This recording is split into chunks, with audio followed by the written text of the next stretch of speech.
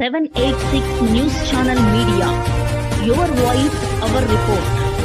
Breaking news. Hyderabad పాత బస్తీలో కూల్చివేతలపై అడ్డుకున్న స్థానిక ప్రజలు, పోలీసులు, ప్రజల మధ్య పరిస్థితి హై టెన్షన్ గా మారింది. 786 మీడియా ఎక్స్క్లూజివ్ రిపోర్ట్.